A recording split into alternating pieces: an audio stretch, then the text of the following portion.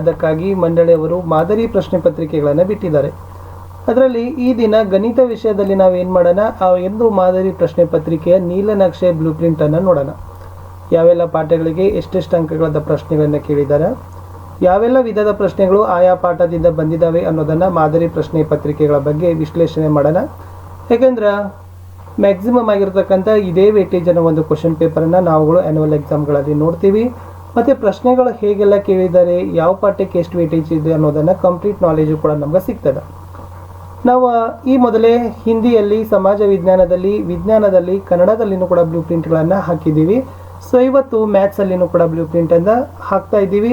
Key ಆನ್ಸರ್ಸ್ಗಳನ್ನು shortly upload ಮಾಡ್ತೀವಿ, weight ಮಾಡಿ ಅಂತ ಹೇಳ್ತಾ ವಿಡಿಯೋವನ್ನು ಲೈಕ್, ಶೇರ್ ಹಾಗೂ ಸಬ್ಸ್ಕ್ರೈಬ್ ಮಾಡಲು ಮರೆಯದಿರಿ. SSLC ಅವರಿಗೆ ತುಂಬ ಉಪಯುಕ್ತವಾಗ್ತಕ್ಕಂಥ ವಿಡಿಯೋಗಳು ನಮ್ಮ ಯೂಟ್ಯೂಬ್ ಚಾನಲ್ನಲ್ಲಿದ್ದಾವೆ.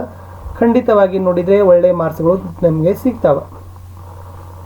ಸಮಾಂತರ ಶ್ರೇಣಿ ಅಂತಕ್ಕಂಥ ಪಾಠದಲ್ಲಿ ನೋಡಿದಾಗ ವಿದ್ಯಾರ್ಥಿಗಳೇ, 1 ಅಂಕದ ಒಂದು ಪ್ರಶ್ನೆ ಇದೆ, 2 ಅಂಕದ ಒಂದು ಪ್ರಶ್ನೆ ಇದೆ, 4 ಅಂಕದ ಒಂದು ಪ್ರಶ್ನೆ ಇದೆ.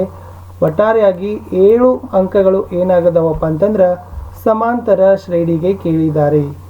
ಅರ್ಥಮೆಟಿಕ್ ಪ್ರೋಗ್ರೆಷನ್ ಅಂತೀವಿ ಅದು.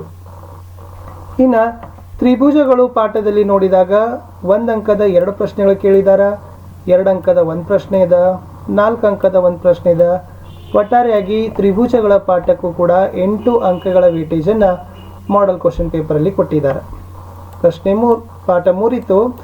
2 ಚರಾಕ್ಷರಗಳಿರುವ ರೇಖಾತ್ಮಕ ಸಮೀಕರಣ ಪಾಠದಲ್ಲಿ 1 ಅಂಕದ 2 ಪ್ರಶ್ನೆಗಳು, 2 ಅಂಕದ ಒಂದು ಪ್ರಶ್ನೆ, 4 ಅಂಕದ ಒಂದು ಪ್ರಶ್ನೆ.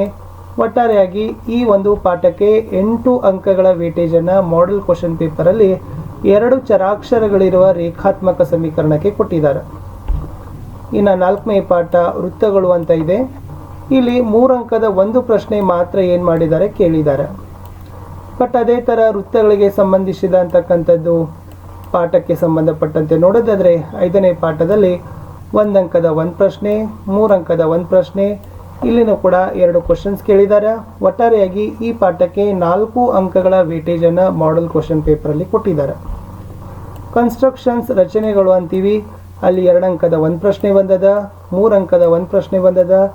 ಒಟ್ಟಾರೆಯಾಗಿ ರಚನೆಗಳು ಪಾಠಕ್ಕೂ ಕೂಡ ಮಾದರಿ ಪ್ರಶ್ನೆ ಪತ್ರಿಕೆಯಲ್ಲಿ 5 ಅಂಕಗಳ ಹಂಚಿಕೆಯನ್ನು ಮಾಡಿದ್ದಾರೆ. 2 ಪ್ರಶ್ನೆಗಳನ್ನು ಕೇಳಿದ್ದಾರೆ. ಇನ್ನು 7ನೇ ಪಾಠ ನಿರ್ದೇಶಾಂಕ ರೇಖಾಗಣಿತ ಪಾಠದಲ್ಲಿ 1 ಅಂಕದ 2 ಪ್ರಶ್ನೆಗಳು, 3 ಅಂಕದ ಒಂದು ಪ್ರಶ್ನೆ.